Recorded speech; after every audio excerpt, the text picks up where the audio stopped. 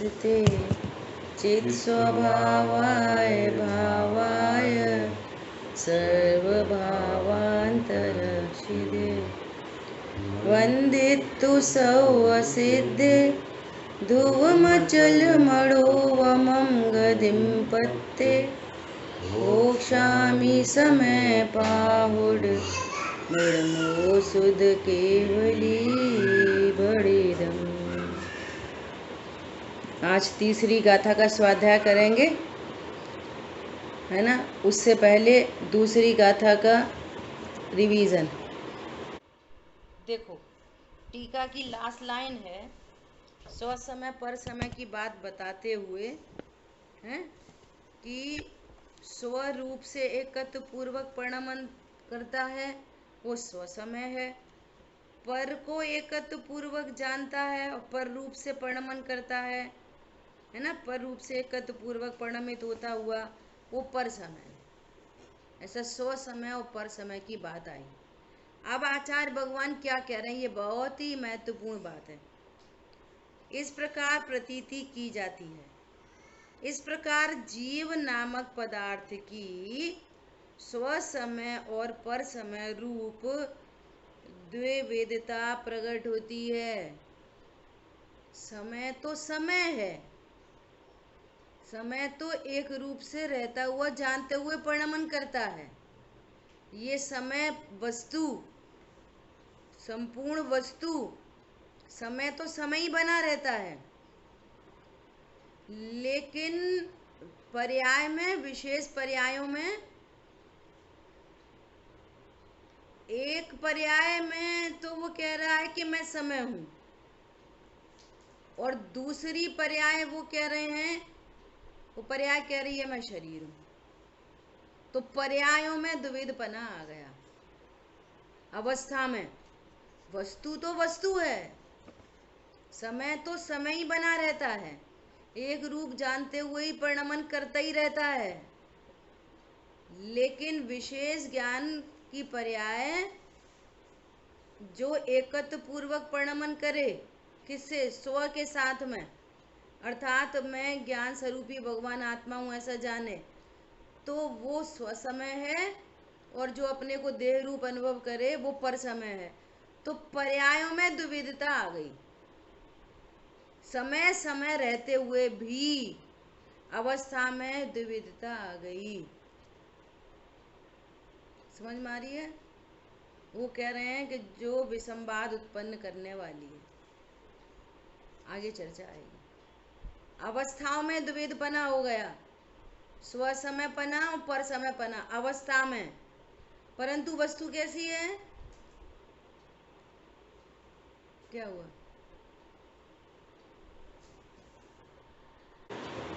तो क्या बोल रहे हैं? समय वस्तु, समय नामक पदार्थ वो समय है, और अवस्थाओं में द्विविधपना आ गया।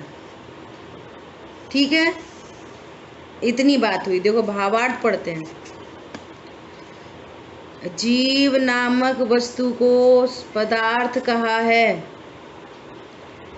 जीव इस प्रकार अक्षरों का समूह पद है, और उस पद से जो द्रव्य पर्याय रूप अनेकांत स्वरूपता निश्चित की जाए वह पदार्थ है। पदार्थ मतलब जो द्रव्य पर्यायात्मक है, अनेकांतमयी वस्तु है, उसका नाम पदार्थ है ना। पदार्थ कहो, वस्तु कहो, द्रव्य कहो, इनमें कुछ डिफरेंस है शब्दों में, है ना। पर अपन एक सामान्य तरीके देखें तो एक ही बात है। जैसे पिछली क्लास में बात हुई थी ना, जानना और प्रकाशित करना, सामान्य तरीके देखें तो एक ही बात है। लेकिन व्याकरण कहती है कि हर शब्द का अपना अपना विशेष भाव होता है, उसमें कुछ माइन्यूटली कुछ डिफरेंस होता है। तो अपने यहाँ पे क्या कह रहे हैं कि जो द्रव्य पर्यायात्मक अनेकांतमयी जो वस्तु है वो पदार्थ है। यह जीव पदार्थ उत्पाद व द्रव्यमयी सत्ता स्वरूप है। जो चर्चा हुई ना 7 पॉइंट्स की, उसी को भावार्थ में और इसी तरीके से कह रहे हैं। जीव नामक पदार्थ है, वो उत्पाद व द्रव्यमयी है ना। नंबर 1 पॉइंट, यही 7 पॉइंट है। पहला पॉइंट क्या है? उत्पाद व द्रव्यमयी है, ऐसी उसकी सत्ता है, वो उत्पाद व द्रव्यमयी है। दर्शन ज्ञान चेतना स्वरूप है ना। हाँ, चैतन्य लक्षण वाला है। अनंत धर्म स्वरूप द्रव्य है। तीसरा पॉइंट क्या है?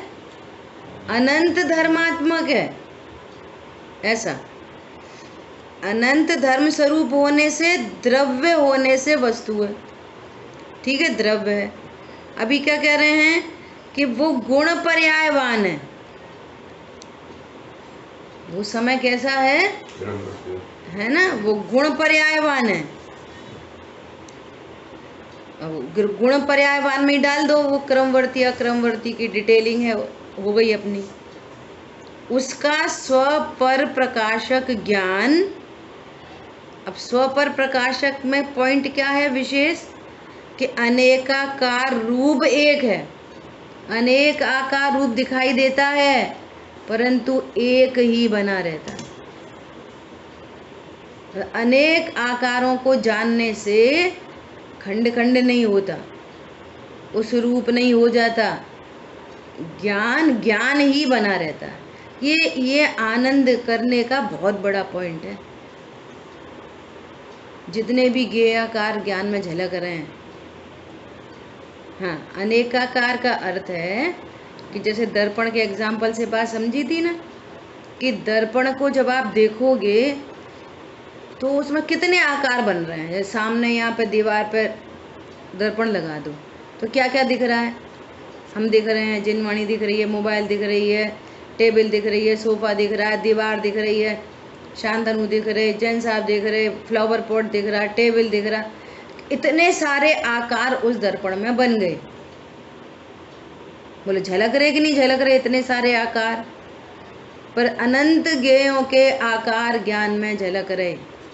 उदाहरण चल रहा है दर्पण का, है ना। जितनी पर पदार्थ हो, अभी आज 100 लोगों की भीड़ हो, 100 के 100 उतने दर्पण में झलक जाएंगे। 500 हो तो 500 झलक जाएंगे, और सब न्यारे न्यारे झलकेंगे, ऐसे मिक्स ओवरलैपिंग नहीं होगी। ये गजब बात है। 2 पुरुष झलक रहे हैं तो वो ओवरलैप नहीं होंगे, भिन्न भिन्न झलकेंगे, और अनेक आकार रूप दिखाई देता है। इसका अर्थ ये है। परंतु अनेक आकार दिखाई देने पर जैसे दर्पण अनेक नहीं हो जाता, दर्पण एक ही बना रहता है। दर्पण एक बना रहता है, खंड खंड नहीं होता, अनेक नहीं हो जाता, उसकी एक रूपता को कोई आँच नहीं आती। ये अर्थ है एक रूपता और अनेक रूपता का। ऐसे ही यहाँ ज्ञान स्वपर प्रकाशक है। इस एक ही साथ एक ही काल में स्वपर प्रकाशक बना, है ना। और इतने ज्ञेयों को जानने पर भी ज्ञान एक ज्ञानाकार रूप बना रहता, एक ज्ञायक बना रहता, है ना। जितनी भी द्रव्य भावनाओं कर्म की हैरानी परेशानियां है ना, वो इस एक बोल से सब टेंशन समन होती है। मेरे ज्ञान में ये पर पदार्थ झलका है, ये खराब हो गया तो उसका खराब होना मेरे ज्ञान में झलका है। वो मुझ रूप नहीं हुआ, मैं उस रूप नहीं हुआ, मैं अभी भी एक ज्ञायक भाव हूँ। पर मैं कुछ हो जाए, पर मतलब कौन? तो आज देखो पर की लिस्ट बनाए, पर की लिस्ट बनाना बिल्कुल स्थूल से लेके सूक्ष्म तक, है ना। पहले बड़ी बड़ी लिस्ट बनाओ कि मुझ जीव को छोड़कर अन्य जीव, पुद्गल, धर्म अधर्म, आकाश काल, मुझ जीव को छोड़कर अन्य जीव, पुद्गल, धर्म अधर्म, आकाश काल, ये सब क्या है? ये सब पर हैं। ठीक है। अब जो इतने में पूरे कितने पूरे विश्व की नास्ती हो गई। अब ये शरीर, शरीर क्या है? पर है, शरीर पर है। और जो अन्य चेतन अचेतन पदार्थ कहे जा रहे हैं ना, ये संयोग में घटित हो गए। और अलग से लिखना है तो संयोग अलग से लिख लो। संयोग, अन्य चेतन अचेतन पदार्थ वे संयोग, वे पर हैं। ऐसे लिखो, पुद्गल धर्म अधर्म आकाश काल ये पर हैं, और फिर संयोग अन्य चेतन अचेतन पदार्थ ये पर हैं। फिर तीसरा शरीर पर है ना। कर्म क्या है? कर्म, कर्म पर द्रव्य हैं, ये पर हैं कर्म। वैसे क्रम से कर्म रखना, ठीक है। फिर ये उत्पन्न होती हुई कषाय, ये क्या है? ये पर है। मैं तो समय हूँ, समय में मैं क्या करता हूँ? एक रूप रहता हूँ, त्रिकाली ध्रुव भगवान आत्मा। और भेद से कहो तो मात्र जानता हूँ। पर्याय में भी मैं मात्र जानता हूँ, पर्याय में भी मात्र जानता हूँ, है ना। तो ये जो लिस्ट बनी कषाय, ये कषाय क्या है? ये पर है। और जानना छायोपशमिक ज्ञान जिसको कह रहे हैं, विशेष ज्ञान, ये भी स्व नहीं है, ये भी पर है। छायोपशमिक ज्ञान पर्याय है, और स्व क्या है? त्रिकाली ध्रुव भगवान आत्मा समय सार। स्व समय है ना, समय वो स्व नहीं है, समय सार स्व है, जिसमें एक समय की जानने वाली पर्याय भी नहीं। अब ध्यान से सुनना जरा, या तो इतना ही रखें या तो आगे बढ़ाएं बात। अब इस समय सार को जानने पर जो रत्नत्रय प्रकट होते हैं वो भी पर है। क्या कहा? समय सार को जानकर जो रत्नत्रय प्रकट होते हैं वो भी स्व नहीं है, वो भी पर हैं। क्यों पर हैं? स्व उसे कहते हैं, स्व की परिभाषा लिख लो। स्व उसे कहते हैं जिसको जानने पर राग द्वेष मिटे और सुख प्रकट हो, उसका नाम स्व है। अब घटित कर लो जितने पर लिस्ट बनाई। आप अचेतन किसी संयोग अचेतन का लक्ष्य करोगे, राग द्वेष होंगे कि सुख होगा? कर्म का लक्ष्य करोगे, कर्म छोड़ने हैं, कर्म बांधने हैं, है ना, पता नहीं कौन से बंधे होंगे, क्या छूटेंगे। कर्म का लक्ष्य करोगे तो क्या होएगा? दुख होगा, राग द्वेष होगा। ऐसे ही कषायों का लक्ष्य करोगे तो क्या होएगा? तो भी दुख होएगा। अरे ऐसा पाप भाव आ गया, अरे ऐसा पुण्य करा, अरे ऐसे, तो भी राग द्वेष होंगे। और रत्नत्रय परिणति का लक्ष्य करोगे तो भी राग द्वेष उत्पन्न होते हैं। कैसे? मैं तो सम्यक दृष्टि, ये तो अज्ञानी, मैं धर्मात्मा हूँ, ये अधर्मात्मा है। अरे इवन भगवान को भी देखोगे ना, अरे भगवान पूर्ण वीतरागी है, तो ऐसा भगवान का लक्ष्य करने पर भी राग होता है। एक अकेले त्रिकाली ध्रुव भगवान आत्मा समय सार का लक्ष्य करने से राग द्वेष मिटते हैं और आनंद प्रकट होता है। निशंकता, निर्भयता, है ना, वीतरागता प्रकट होती है। तो जिसके आश्रय से आनंद प्रकट हो, वीतरागता, ये हेतु हैं, ये लॉजिक है। जैन दर्शन न्याय प्रिय है, परीक्षा प्रधानी है, कोई बात ऐसे ही नहीं कही जाती है। अब इन्हें तो शुद्ध पर्याय कोई पर कह दिया, ये तो भगवान को भी पर कहते हैं। ऐसा आया था किसी का व्हाट्सएप पे, कोई बहुत बड़े साधु संत का, ये लोग तो भगवान को भी पर कहते हैं। पर की परिभाषा समझ लो पहले, तो कोई दिक्कत नहीं होगी कि भगवान का लक्ष्य करने पर भी क्या होता है, राग द्वेष होता है। अरे वो तो छोड़ो, निर्मल पर्याय का लक्ष्य करने पर भी राग द्वेष होते हैं। तो किसका लक्ष्य किया जाए, किसको निज रूप से जाना जाए? लक्ष्य का अर्थ है कि मैं आत्मा हूं। किसका लक्ष्य किया जाए? मैं पने, अपने में अपनापन, तो दुख मिटे और सुख हो। तो वो पूरे भरे विश्व में एक त्रिकाली ध्रुव भगवान आत्मा है। नियम सार जी का कलश बार बार याद आता है। बहु विवाह होने पर भी मैं तो एक समय सार से अन्य कुछ भी नहीं। बहु विवाह होने पर भी, आई बात समझ में? तो ये जो गे झलकते हैं ना ज्ञान में, ये अनेकाकार। लेकिन मैं कौन हूँ? ज्ञायक ज्ञायक बना रहता है। अरे ज्ञायक तो ज्ञायक बना ही रहता है, वो ज्ञान की पर्याय भी ज्ञान की पर्याय बनी रहती है। पर्याय तक खंडित नहीं होती तो मैं द्रव्य स्वभाव क्या खंडित होऊंगा? इसका अर्थ है कि अनेक आकार रूप होते हुए भी एकाकार रूप से रहता है, एक है।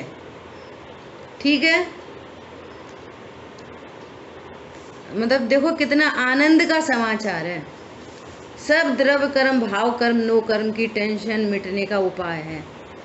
क्या क्या चल, नो कर्म झलक रहा है, झलक रहा है, अनेकाकार ज्ञान दिखाई दे रहा है, तो भी मैं एक हूं। पर समझ में आया?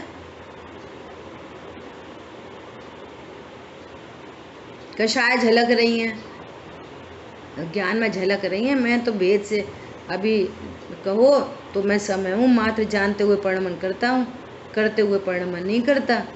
ये कषाय भाव भी मेरे ज्ञान में झलक रहे हैं, और झलकने से मैं इन रूप नहीं हुआ, मैं एकाकार रूप रहता हूँ।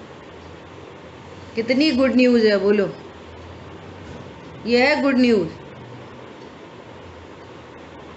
और वह जी पदार्थ, हाँ जी बोलिए बोलिए।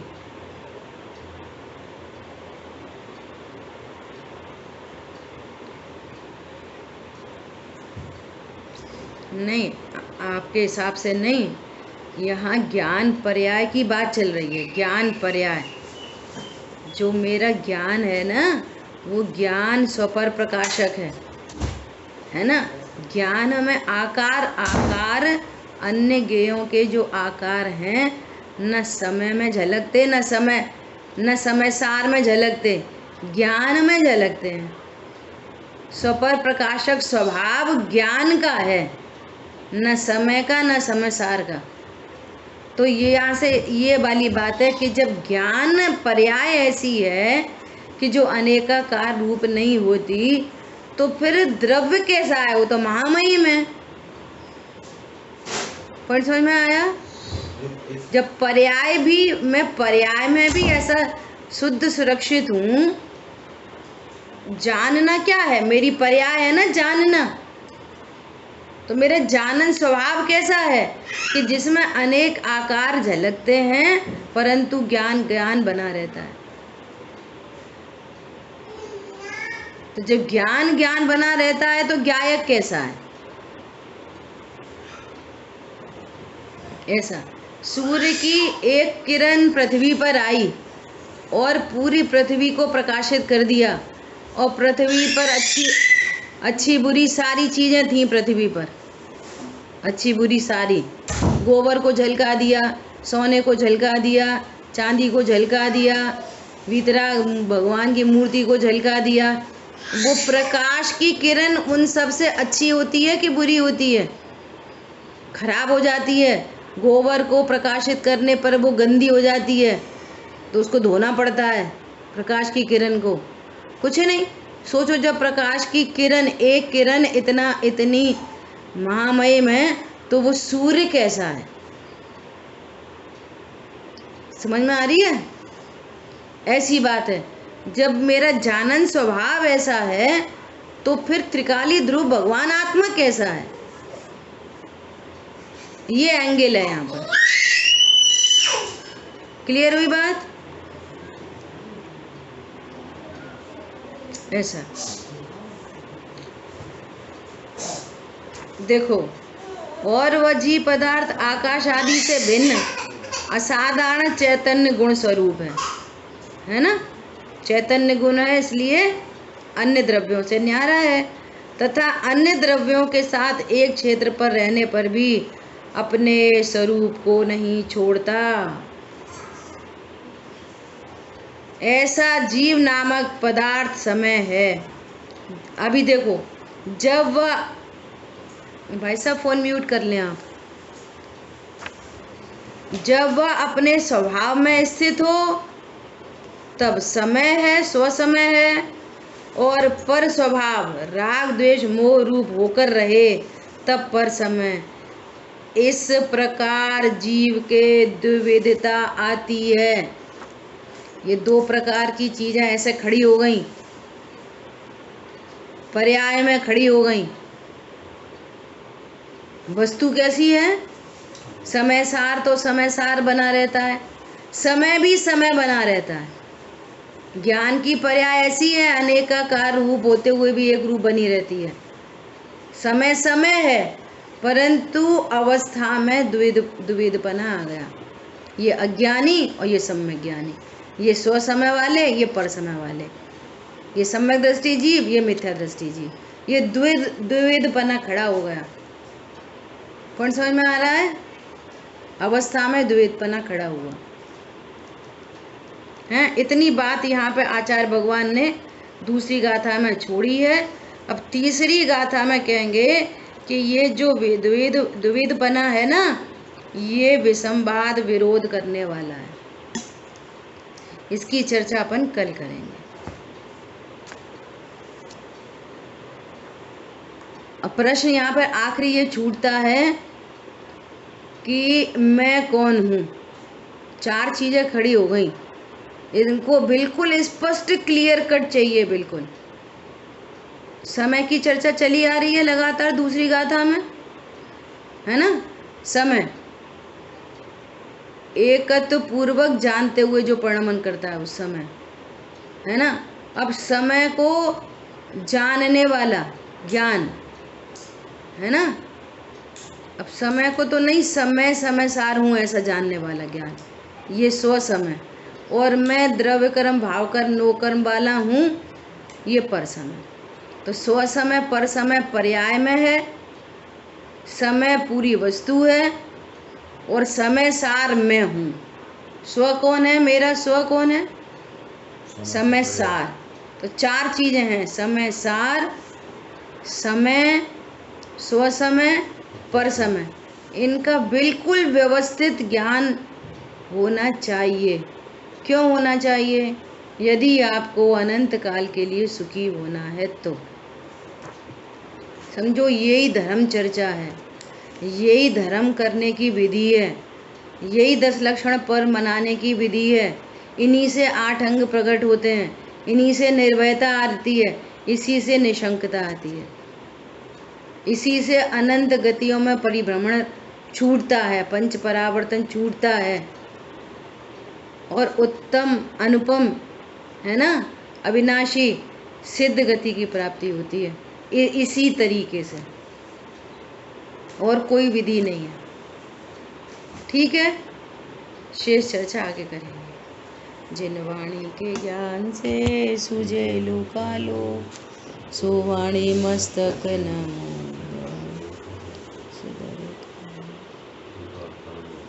बोलिए द्वाशांगमयी जिनवाणी माता की जय हो। जय जिनेन्द्र।